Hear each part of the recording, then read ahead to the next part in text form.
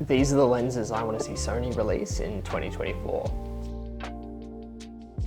So I am a Sony advocate, which means I do sometimes get exclusive access to pre-release gear and work very closely with Sony in regards to workshops and events. However, this is kind of just my wish list. Sony have had no input on it, and I don't really know about what's coming, which is kind of exciting for 2024. It's kind of a wish list that I'd like to see released to meet my needs as a wedding filmmaker, someone who shoots the occasional music video and shoots quite a lot of portraits as well. So with this wish list, I want it to be realistic. A lot of people are out here asking for 24 to 200 f2.8s and, you know, things that are just unfathomably fast for the size of the focal length. And I think a lot of these kind of wish lists are really unrealistic, whereas I understand lens design enough to know that fast apertures with wide angles are particularly difficult to make, and same with telephoto. So this wish list kind of sits in the middle. These are designed to be multi-purpose lenses with various use cases, simpler element design, something that most people would be enticed by.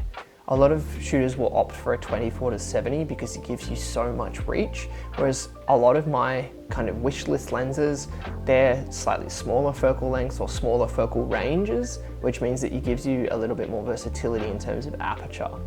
First up, that would be the 24 to 35 f2. There's a third-party manufacturer that does make this lens, but it's an old DSLR mount design, and I would love to see that move across to Sony, made by Sony. The f2 is nice and bright, lets in tons of light, really good for kind of environmental portraits. I don't need f1.8 or f1.4 at 35 millimeters. I'd be perfectly happy to sacrifice that f1.4 in order to get a 24 to 35 millimeter range, meaning I could use it for landscapes, travel, portraits, environmental portraits, and so on. Since I shoot on higher resolution bodies like the Alpha 1 and Alpha 7 CR, I think it would be really cool to be able to use this lens in APS-C mode as well.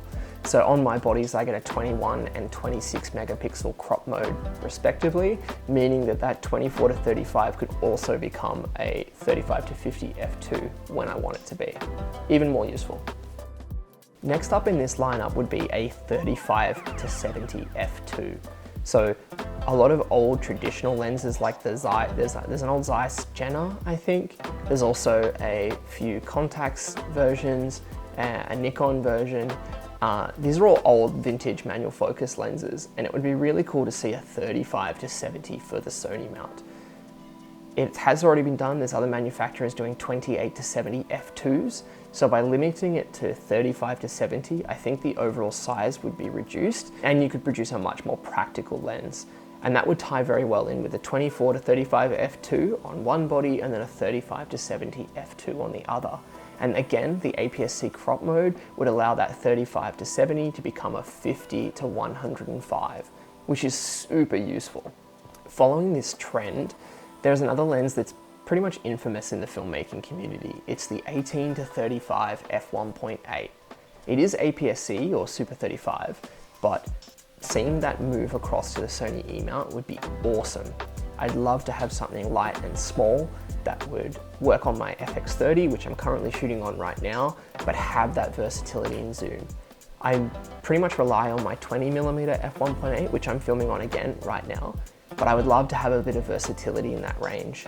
And 18 to 35 is a small enough range that it should be relatively easy to condense the size. The existing version is quite heavy, actually it's very front heavy, so it's not ideal on a gimbal, but it would be an invaluable tool on the Super 35 sensor. Next up is a lens that people have been asking for a really long time, and it's an update to the 85mm f1.4 G Master.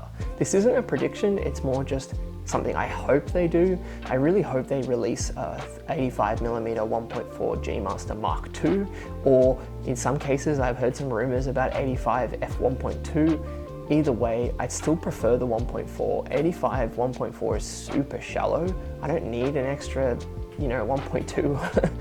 I'd be perfectly happy with that 1.4, provided that the overall size of the lens is reduced. The current one is optically fantastic, but it focuses relatively slowly and it's quite noisy, which isn't ideal for video, which obviously I shoot quite a lot of. And finally, I'd love to see another telephoto lens, The 100 to 400 G Master is awesome, albeit kind of heavy. The 200 600s provides so much reach, but again, it's quite long, quite heavy, and cumbersome to use. It's a fantastic lens, but from my experience with it, it's just something else you have to pack. It kind of needs its own bag. It doesn't really fit in a camera bag. 70 to 200, there's quite a few options already. We've got two f4s and two f2.8s, and they're beautiful. However, I'm not shooting down at that 70mm end. I already have lenses to cover that range. I'd love to see a 100 to 300.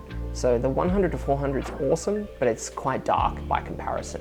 Whereas by limiting the focal range to 100 to 300, I think we could get a faster aperture, whether that's a constant f4 potentially, or even brighter. I know that some other manufacturers have done an f2.8 version, but I would love to see that made by Sony for the E-mount.